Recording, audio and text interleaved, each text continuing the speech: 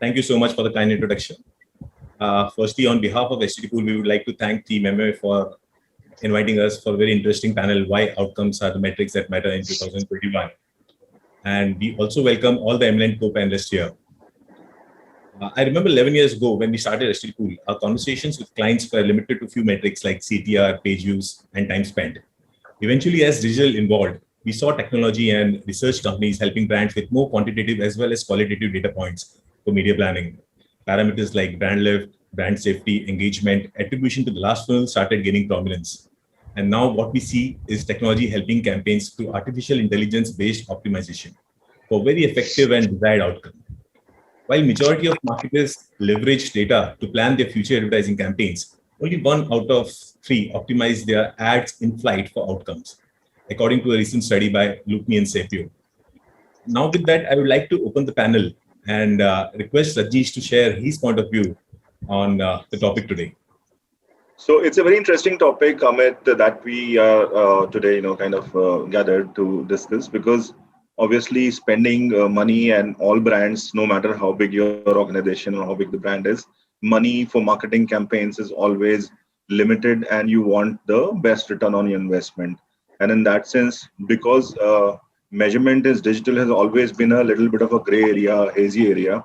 But with the brands also maturing on the digital front and doing campaigns for a longer time, I think there is a push from everybody that how we can put some measures and KPIs in place which can help us decide whether our money is actually being spent in the best manner possible. But the problem still remains. The fathers of marketing said that, I know 50% of my ad money is going waste, but I do not know which 50%. So that experimentation will always remain, and you will have to take your bets.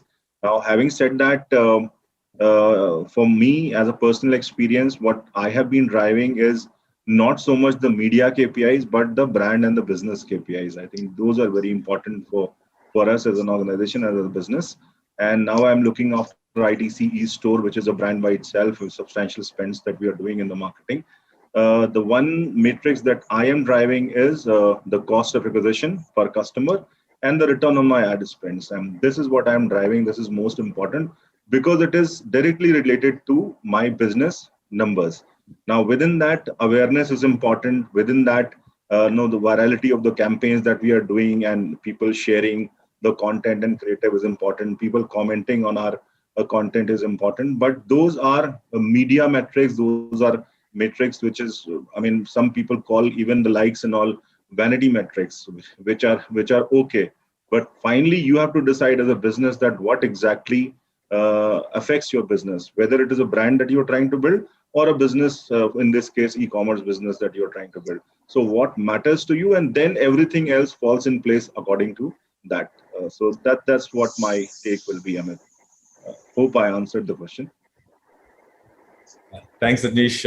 I take this point that business outcomes are more important than the media outcomes. I think this is very relevant, and that's what we wanted to kind of convey this to our audience today. I have a question for you.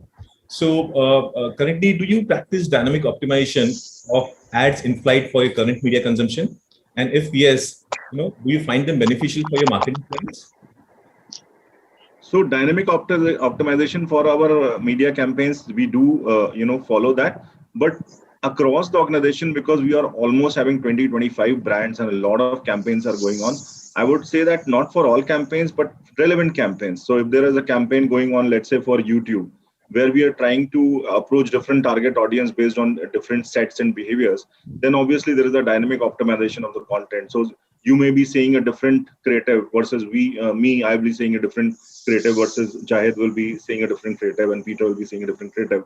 So that is the level of, so it depends from campaign to campaign. I will not say that for all campaigns, but depends upon which campaign we are doing. And typically we are doing it more for some of the Facebook campaigns and mostly for YouTube campaigns, where we are showing different 6-second bumpers typically are different for each set of audience. So if it's a young audience identified at, let's say, first jobber from 21 to 25-year-old, 30-year-old, then there's a different set of creative which is shown versus somebody who's much older. So depend upon the psychographics and the demographics, the content is dynamically optimized. Mostly we are doing for YouTube, but even some of the Facebook and Instagram campaigns. Yes, so it is being done, but depending on what is the need.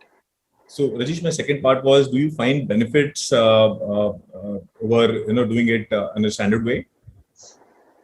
Certainly. I mean, so personalization of content is something we are doing many different ways, and that is something. So let me tell you that how our own perception of this whole, audience set has evolved, and that the we have a very large, almost 350 million database of Indian consumers that we have gathered, third party as well as first party, and the whole idea is to grow from cohorts to segments to personas. So the whole theory around personas is very important. So why personas? Because Jahid may be somebody in the morning, but in the evening he's somebody else. Same with me. I mean, so when I'm in the office, I'm behaving in a certain manner, and I maybe at 4 p.m. I want a coffee. But once I'm home, I'm chilling and I'm watching a movie on Netflix, and then I'm consuming bingo chips or something like that. So you have to map the persona and then see that what appeals. When I say persona, for example, let me give you, let's say bingo. Now, bingo is the chips from that we sell. Now, when we understand that somebody is a cricket lover, then the ad that will be shown to them will be something to do with cricket. Versus somebody as a person, I understand that apart from the age and demographics, and so, I know that this person is heavily into music. So the bingo ad which will be shown to them will be having some element of music into it, right, or some element of cricket into it, or so that's the way we want to approach you in terms of your interest levels as a persona. So whether you are interested in cricket or you're interested in traveling, so you may be shown something to do with traveling. So that is the way we are approaching, and I think it is very, very important because the reaction of the consumer becomes very, very different. It's like something I'm interested in, and the brand also talks about it. Then you are not intervening in my life. You are actually not a kind of a roadblock, or somebody who is coming in and disturbing. You are actually part of my interest set. So I'm already interested in, let's say, I'm just making it up, in golf, and you are showing me something related to golf. I'm obviously interested and I want to know more. So the more you relate to and align to the interest of the audience, personalization becomes very, very important. So I think, yes, I mean, and obviously the results are many folds better. Yeah, I'm sure the customer behavior is very dynamic. Jahid, I would want to understand your point of view on the topic today. Yeah, Amit, hi. So thanks, first of all. I think that it's one of the very interesting few topics that I've seen coming up in the panel discussions, and I couldn't hold myself in kind of stepping over here and having some viewpoints discussed and also learn from the likes of, Peter and Rajneesh and Amit, yourself, right? So I think, digital marketing, we are seeing a huge paradigm shift that's happening in terms of spends from the ATLs to the digitals of the world. Okay. Now, I believe in one sentence, which is the advantage of digital is also its disadvantage. Okay. Now, why do you think the paradigm is shifting? That is because when you're spending in digital, you get to see what's happening with that money. Traffic is coming in, from where traffic is coming in, what's happening. At least you get a Hawkeye view, you get a decent view as to where the money is spent, what to spend, what is happening. You have a very good understanding. Now, why is it also its disadvantage? Because then the next question is coming, how business is coming up, right? What is happening to each of these geographies? What's happening to device led, the gender, the demogs, right? Everything is being questioned. Now, I think this is where digital as a business or marketing channel is really stepping up, right? And step because let's say in HDFC Bank, in lot many products, digital marketing has been stepped up where it is the second largest channel in terms of business. Okay. So we had started, let's say when we had started our digital journeys 10 years back, we used to fight for Facebook likes, right? At that point of time, a CTR or a CPL used to be our benchmark go to matrix, and we used to be so happy with it. But if today, if anybody is tracking those, they are way native, they're way nice, right? So people actually digital marketing overall as a whole brand and whole channel, it has evolved in such a way that it is pretty much a business channel nowadays to many a lot in the BFSI industry. Okay. If not first, it's pretty much the second. We are competing with the sales, the distribution, the retails of the world, right? So if that is the case, the matrix in each of these places are very important, right? And how are we monitoring? How are we optimizing? Is so much significant to the team members, and that's why it's a most relevant topic in today's scenario.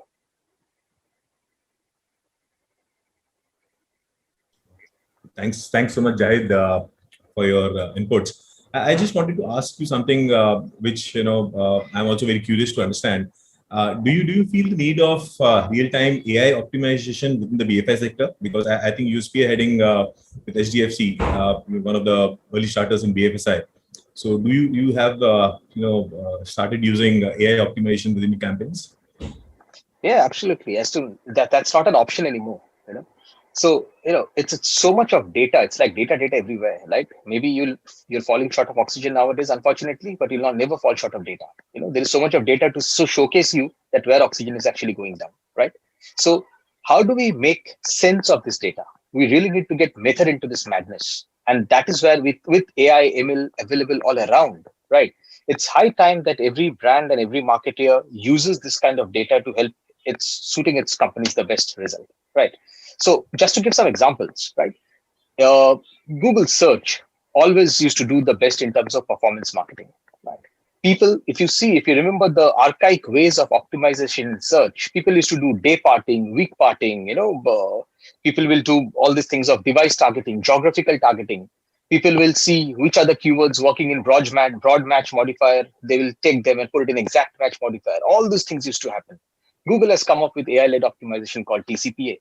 Way better, Google has actually started coming up with a very new segment, or what we find out in the new coming up strategies is, let's say, we use so much of branding exercise to ensure that your brand queries go up, right? But we never came to a conclusion how much of branding is the right fit for your brand queries to go up, right? That's always an experiment that used to go on. Should I spend 300 crores, 50 crores, 20 crores, 2 crores? There's never a right answer to it. Okay. So what the new steps that's coming up is AI led, wherein you put in your assets and be it across the journey of a customer. He might be on a video platform, he might be on a display platform, he might be searching. The ads will get automatically served once he understands the customer, who is he and how is he. Also, who is this customer? Should it be a prospect who is coming and giving us a lead? Should I optimize based on that? Or should I optimize based on my lifetime value, who are my loyal customers, where the propensity of getting a high value customer is way more? So first identifying my data sets, that who are the best customers to me, and then doing a lookalike on an automated real-time basis with an optimization matrix of business as the end goal. I think that's the way it's kind of being set up to have, less of manual intervention, more of automated intervention in terms of just measuring the business and the matrix of, let's say, cost per business or how much business to be done for the month, and focusing on those areas.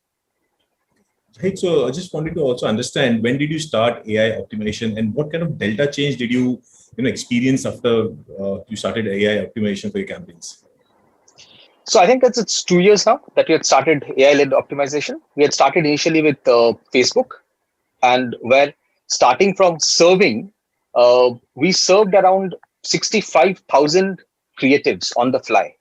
So starting from serving of the creatives based on almost around 30 to 40 plus parameters, we started on the fly to the end optimization. Now, just imagine when you are serving 65,000 dynamic creatives on the fly, no manual can actually sit and understand those 30, 40 parameters to understand which particular set is doing good. You cannot do that. Manually, it's impossible, right? So hence you have to bank upon an optimization tool, which is actually understanding these parameters and helping you to optimize based on those parameters. Because if there are 30, 40 parameters with a combination, you have to eventually understand which 5, 10, 20 parameters are actually helping you to draw the business parameters. So that's where we started AI. We got a 45% spike in business. Okay, at or rather, yeah, 45% spike in business at around 25% lesser cost. That was the kind of matrix that we got. In fact, it had won a lot of awards also in the industry. Okay, MMA itself being one of the, in fact, that's a coveted award that we always look forward to. And we did achieve that by that case study.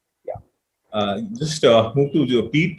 Pete, we would want, as a global publisher, we would want to understand your point of view on the topic today. Yeah, thank you, Amit, and thanks to the MMA and Ranjesh and obviously Jahid. It's great to be here with you guys today. I think broadly the topic we all agree on. The point that Rajneesh made about 50% of our marketing is wasted. That's an age-old story, and it's the great thing about digital. It allows us to be more targeted and more localized. And I think Jahid has explained brilliantly how becoming more targeted with your ads, you can get much more efficiency. So, incredible levels of both savings and effectiveness. However, I think the area, just to add, I suppose, a different point of view to what's already been shared, is when we look at if we look at things from a historical basis and from a present basis, it's always very interesting. So if we go back to, the crisis that the world had in 2008, the whole of marketing moved into performance, and then the money flooded into digital. And at that point in time, it was about, likes, views, get people onto my site. It was just volume. It was a real volume play. And as time has developed, we've had one of the shortest ever recessions, the biggest increase ever in e-commerce. So we've had this additional increase in activity towards digital and towards our platforms. However, I think one area that sometimes we forget about is longevity is about brand.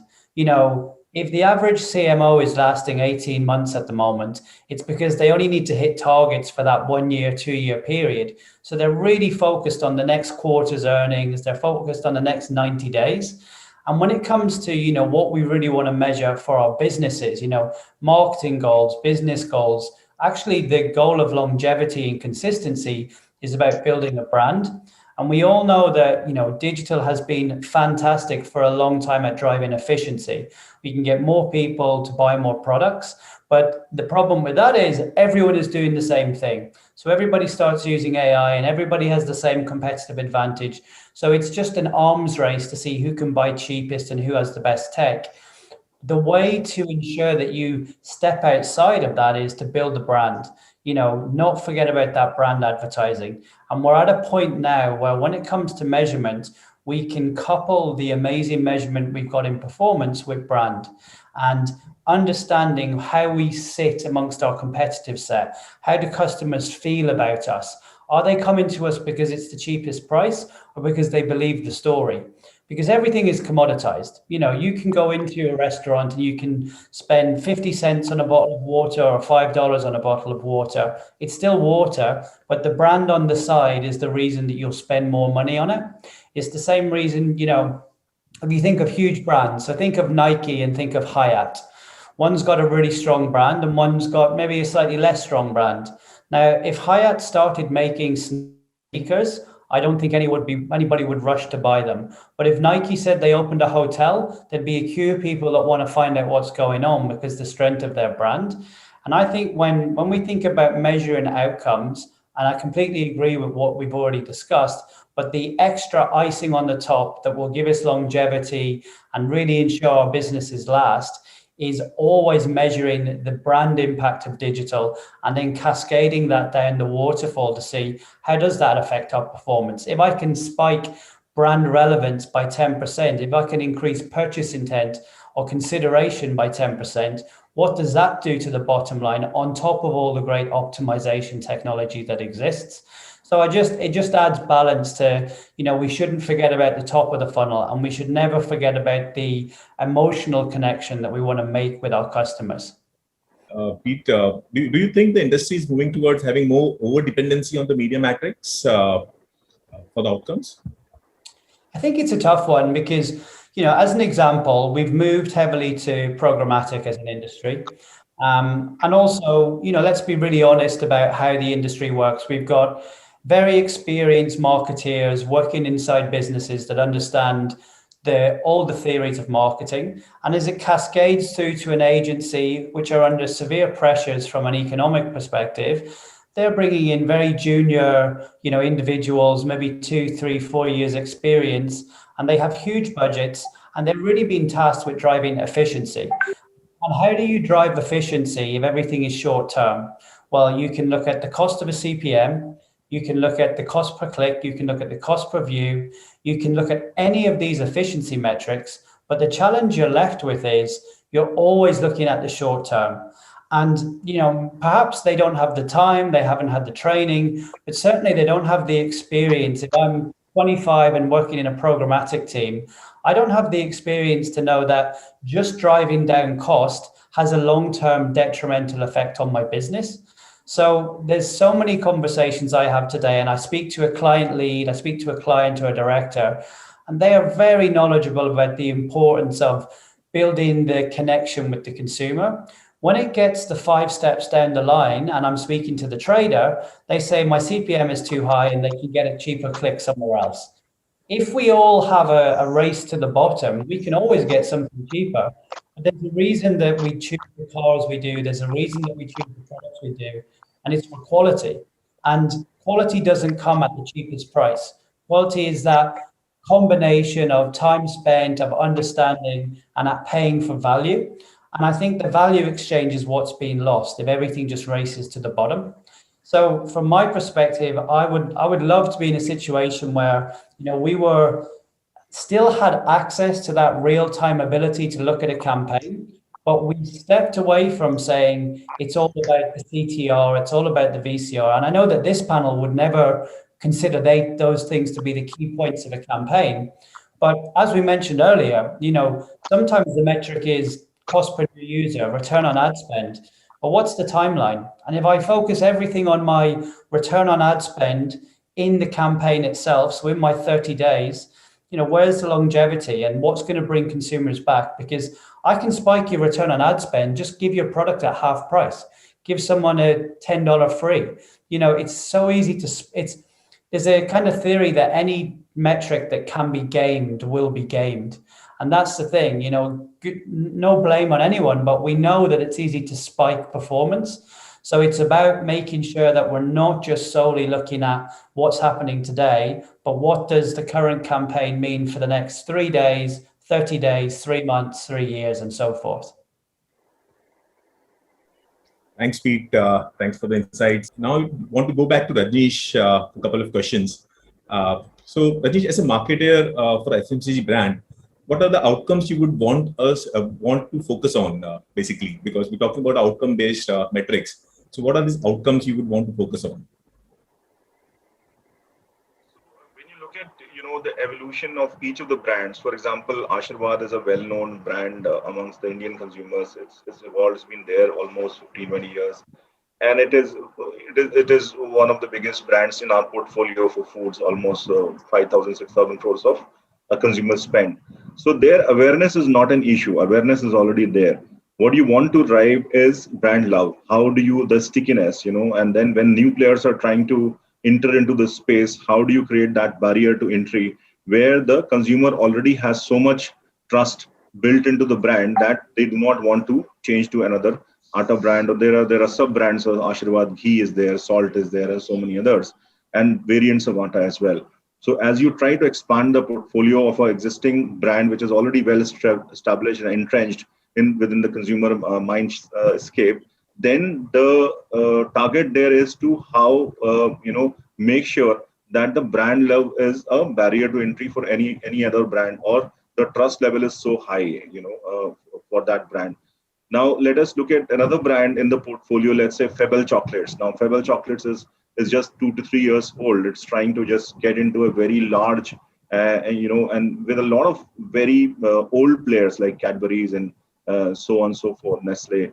So these are big players which have already been there, and for Febble to make a impact there, you have to first create awareness. So every brand it's in a different part of its journey.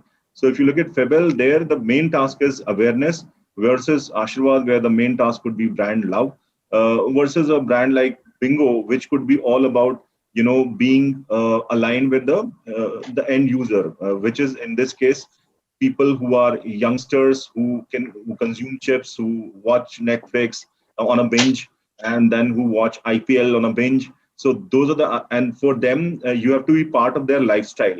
So they have to, and it has to be a chill brand. It's something that they identify with, and it's cool to be part of Bingo, to be part of their lifestyle. So each of the brands, to answer your question, is in our portfolio has a different journey. For example, Savlon, has grown almost 5 times during this pandemic period 1 year. So whatever number they were doing, and they are now at 1,000 crores plus. So for such a brand which is growing and which has become so important in the pandemic situation, because everybody wants to be safe in terms of disinfecting their household, disinfecting the surfaces, washing the vegetables and fruits, everything. And they have products, masks. So masks were never part of the Savlon portfolio, but in 6 months, since 6 months since we launched, there's been such a huge demand. It's been a task to kind of make sure that the masks are always present, but still they get stocked out because there is so much trust in the brand Savlon. So there is a brand like Savlon, which is growing like 100% every quarter, in this situation. So for that brand, the task is again very, very different, right? So to answer your question, each of the brand has its different journey, and the brand teams along with us, which we are looking at the content and digital, will all have to come together and see what are the relevant tasks and objectives to be achieved for that brand. I spoke about ITC store, which is again we started 6 months back, which is growing growing very, very fast. Now again, why I said cost of acquisition and return on ad spends, because if I do not have customers for the e-store, then whom do I sell, right? So right now and then I sell the entire portfolio of ITC brands. So for me to have customers is the most important thing. Therefore, cost of acquisition of customers and return my ad spend, looking at the cost of acquisition, is the most important metrics. So the point I'm basically trying to drive is that first of all, you look at your brand, you look at your business, and then define that what are the KPIs which are important for you and what is it that you want to drive. Whether upper funnel is important or lower funnel is important, or you want to focus on middle funnel. So that's all will be defined at what stage your brand is and what evolution you have been so far. So that's what my take would be. Another question is, Rajneesh, I would want your 2 bit of advice for marketers on how to shift the focus to deliver outcomes that advertisers truly value, like brand lift or foot traffic or online and offline sales. So what is your advice to marketers? So my advice is, see, first of all, what I've seen, and again, it's my personal experience, the agency comes in and the brand team is there, we all sit, but 6 months down the line, you just go for an evaluation and nobody is clear that what were we trying to achieve in the last 6 months. For example, we've discussed about Facebook likes. Okay, they are not important anymore, but for a certain campaign, do they matter? If Facebook likes are not important, is your brand, for example, you may be doing a coffee brand, for example. Now, Instagram is a great platform to grow a young coffee brand because you can build a community around it, right? You can have people join the community of coffee lovers who, and you're giving something different, right? So you have to look at what you are trying to achieve. So for a brand, let's say I'm launching a new, gourmet coffee brand, I could cultivate an audience of thousands of people in the relevant set in the urban centers on Instagram. And Instagram, when you put an ad or when you put a post for a certain set of members or followers, they do almost 30 to 35% distribution, right? Organic distribution. So that's a great place to grow a brand organically in the beginning. Once the number of followers grow, then obviously you have to advertise, and then when you advertise, the distribution also is suppressed by Instagram. So you have to see what is it that you're trying to achieve. So for, let's say, for a young coffee brand, because you're talking about people who are listening to us, let's say you're launching a new brand, which is a young brand, which is a peppy brand or something which is a lifestyle brand. Instagram may be a good place, and your matrix could be to grow the community and grow it within the right set of people, relevant people. And within that, you have to watch the engagement, how many loves, how many shares, how many saves I'm getting. So then those metrics could become very important for you. So first of all, when you are sitting with an agency and your partners and the brand team, decide and set up your objectives, that what is it that you want to achieve quarter by quarter. And then within that, keep measuring it. I think that is very, very important. And to decide that what is it important for you. Are you in commerce? Then is it cost of acquisition? Are you a young brand trying to create brand love? Then, is Instagram the right platform? What platform you want to, you cannot own all the platforms. For example, why would you be on Twitter, right? People say, okay, Twitter. So don't put check boxes, look at which is what is important. You may be a technology brand, which serves people in the marketing space. So my next question is to Pete. Pete, what are the possible ways to measure ad effectiveness that drives outcomes with in-flight AI optimization? Yeah, thanks, Amit. I think actually I'll use some of Rajneesh's examples because I think they're so good. He's 100% right. Don't try and market to everyone. Be specific in who your target audience is, and then measure what matters. And ultimately, as we have all spoken about, we can very easily measure all of the clicks, views, lands, purchases, return on ad spend to some extent very rapidly. But if you think about the branding space, the big challenge we have is that if I work with Nielsen or I work with a research company, maybe I do one big piece of research a year and I find out how my brand is positioned. Maybe I do them on one campaign. I do a 6-week campaign and I get the results 4 weeks later. That's a huge problem, because how can I be adaptive to what's going on today, what's going on from my community, how they're receiving my one ad or my 65,000 ads or whatever it may be? It's impossible if I've got to wait 4 weeks after my campaign ends to get a brand score. So again, to Rajneesh, you mentioned brand love. Well, imagine if you could track brand love in real time and optimize against it with every single creative. And that's what we built our business to do. We said, we know that surveys and scores and measurement is incredibly important, but it's too slow. It hasn't kept speed with the rest of the industry.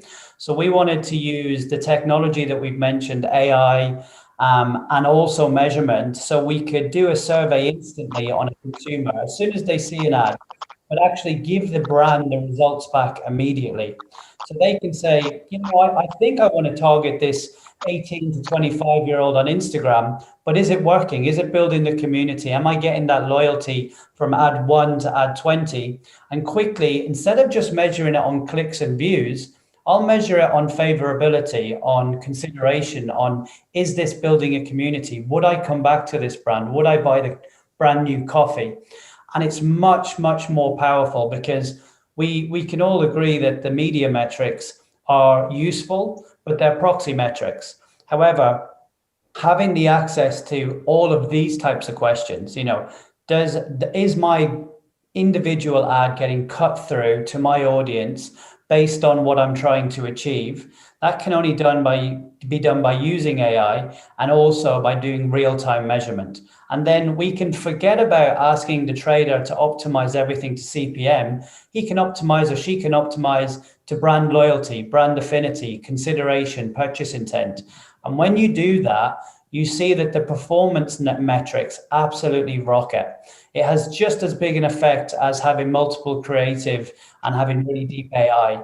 If you can identify the consumers that you're really converting, you're really changing their beliefs about your brand, or you're bringing a new brand direct to them, then being able to measure directly what the metric, the brand outcomes are, is a really powerful way to not only increase loyalty, but drive that bottom line, which we all know when it comes to an outcome, the outcome we all want is, we want to drive more sales, we want to have a better following, we want to have more loyalty. Those things, we can't measure them in real time with clicks and views. It has to be with brand metrics.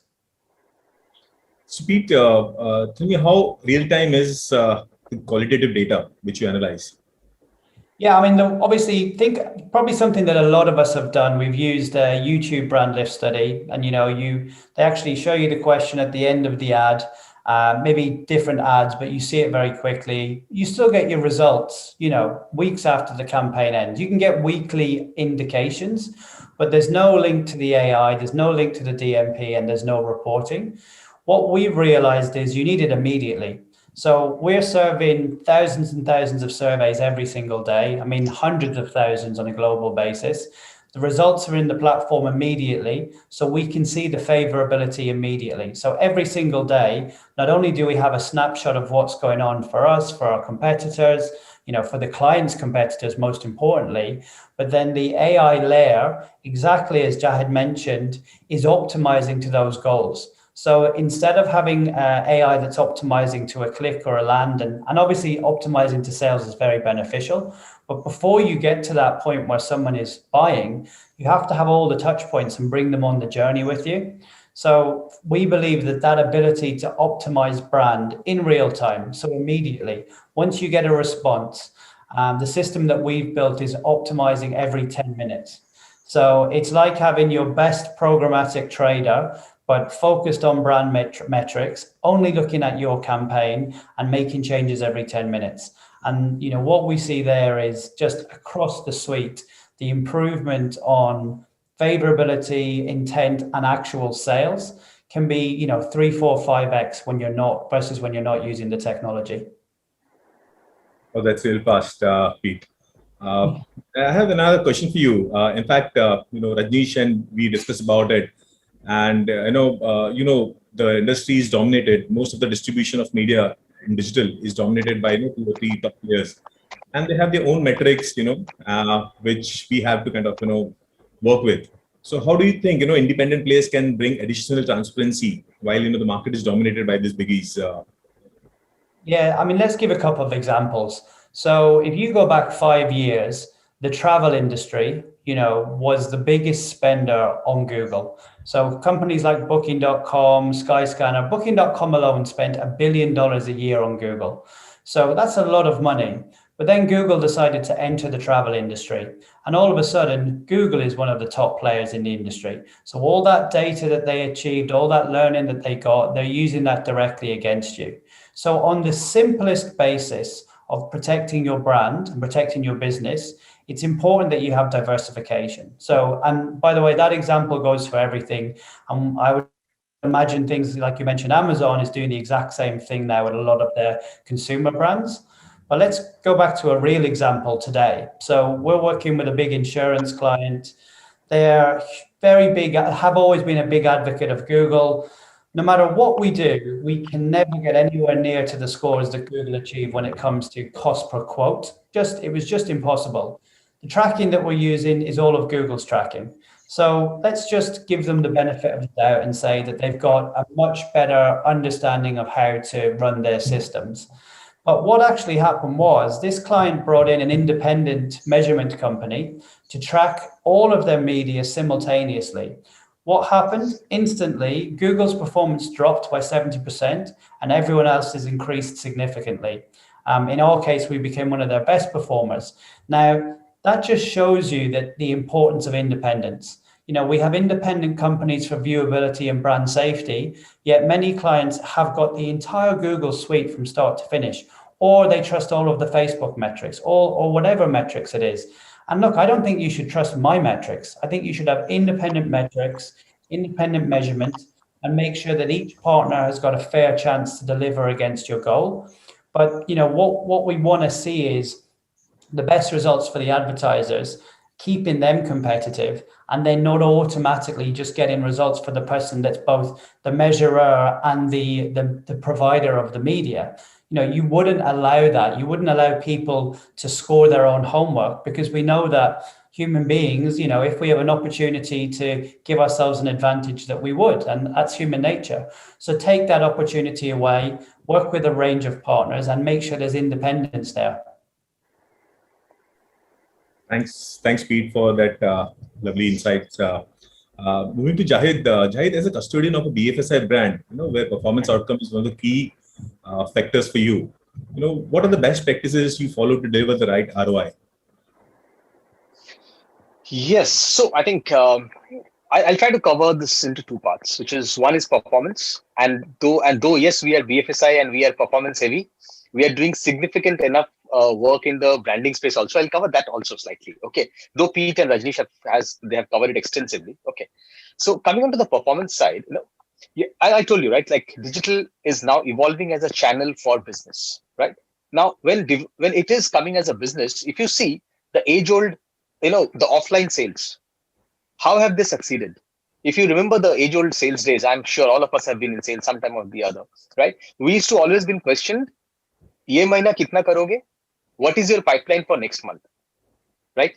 So pipeline for next month is very important. Now just replicate the same thought process in digital. Okay, let's take an example. Your brand query volume vis-a-vis your category query volume. People who are searching for your brand, let's say HDFC Bank savings account, HDFC Bank personal loan, that means they are very high intent for my conversion for this month. Okay, where is my pipeline? How do I build my pipeline in digital? Now that is where the digital marketeers lose their value. Okay, people don't know how to treat them. Should they be treated as mid-funnel? If they are mid-funnel, what should be done with them? Generally, people end up treating them also as performance. So all the category growth, like let's say if somebody is just searching for how to open a savings account, where there is no affinity to any brand, how should you treat them differently? Documents required for savings account. Okay. Or somebody is just looking for personal loan calculator. Okay. How do you treat them differently is very important. I think that is where we have identified that these guys cannot be treated as a take them to a landing page with a form factor. No, this cannot be done like that. Okay. So that is the place where we have got into kind of an edutainment kind of a zone. Okay. Where we take them to a place, restricted content, definitive content with video or listicles or articles, where we try to educate them basis whatever their search query is. Okay. And then we try to kind of cater to them. And hence, the matrix that we are optimizing for in these kind of mid funnel is very different from the matrix that you're optimizing for the bottom funnel. Bottom funnel, I told you previously that we are hardcore optimizing for end business. But when it comes to mid funnel, we are looking at what is so lot of granular matrix is also there. Like I'll tell you, predominantly we are looking for this mid funnel, how much of business, incremental business, which is coming from this as a segment, not directly, but assisted. Okay, but that has to be measured. Okay. So are we setting up a parameter where these, let's say 100 people have come to this landing page or videos and everywhere? From here, how many conversions have happened? And it can be via WhatsApp, it can be via remarketing, it can be via direct or SEO contribution. But we need to have that assisted funnel setup matrix. You won't believe, recently we did an experiment where 70, let's say from a particular campaign segment, we were getting 100 numbers. We removed 70% of the keywords, 70% of the keywords. The initial thought was my performance will fall, right? The performance actually increased. The total number of conversions increased by 12%. My cost per acquisition from that particular segment decreased by some 8-10%. Okay. The reason is I had a list of 100 keywords, but only 20 were performing. A typical Pareto's principle performing over here. So what were happening to the rest 70, 80 odd keywords? That means they were actually just consuming my budget, and the traffic was a bounce rate. Right. So that's why we have removed these keywords and treating them differently. And they have to be understood, and they have the conversion from them have to be treated differently, understood in a different manner. Okay. So this is how we are trying to evolve in the performance game. Right. Now, coming to the brand side of ours, we do a lot of social media activities, and I think Rajneesh kind of pulled it up apt, like, every platform has its own essence. LinkedIn is thought leadership. Okay. Instagram has its own essence of engagement. Facebook is different, right? So we are trying to play to the as natively possible to each of these. Now, but why are we doing it? Right. So Rajneesh said brand love. So, and we are exactly trying to understand, we are trying to disseminate the brand values, because digital is one of the frontliners in terms of disseminating the brand values to customers, right? And unfortunately, we don't have so much of brand spends like FMCG guys, right? So digital is the front runner in terms of disseminating the values. Now, how do we measure brand love in our case? How do we measure brand value, right? So engagement rate is fine, but if I am trying to showcase that I am a very progressive brand, I'm a very digital brand, okay, is customer understanding the same value? Are they reflecting the thoughts or not? Okay, so we have tried to put BLS, or we have tried to put a complete let's say a research-led strategy on top of our posts and whatever we do on social media to understand that what we want to disseminate the thought. Okay, are they getting? Is it kind of in the right direction or not? Okay, one step ahead. When we are doing a huge brand-led campaign, like let's say festive treats or summer treats, okay, when we do a BLS, we are trying to set up a DMP or a ad warehouse, okay, we are actually measuring BLS to business. Otherwise, what will happen is we'll get a BLS, we'll be happy that, my font has increased, my concentration has increased, great. We are actually trying to see which segment, which geographies, what kind of increase, how is it correlating to business or not? And that is a true effect BLS, and that's a true effective brand campaign. We're also measuring brand campaigns against a lot of other parameters. Is there growth in your SEO? Is there growth in your direct traffic? Is there growth in your brand search query terms? Okay. Has the baseline of your search query increased? So every brand campaign, yes, BLS is kind of a pretty much a vanity hygiene at this point of time, is measured by all these parameters to ensure that yes, that's a successful campaign for us. Thanks so much, Jahid. And I would want the panelists to put the final words. So if Rajnish can wants to put something here. Yeah, I mean, first of all, I would like to thank you and MMA team, and along. I mean, it's a wonderful experience to learn from you and Peter and Jahid, everybody, and we all are in the same boat. Ultimately, trying to make sense of it all, and this whole marketing, digital marketing piece is evolving every day. So, love to be part of such panels where you are not only struggling yourself, but you are also trying to find that what other people are doing and benchmark yourself and learn from them. And yeah, more than that, I will just want to wish everybody who's watching this all the best and be safe, and yeah, be good. Thank you very much.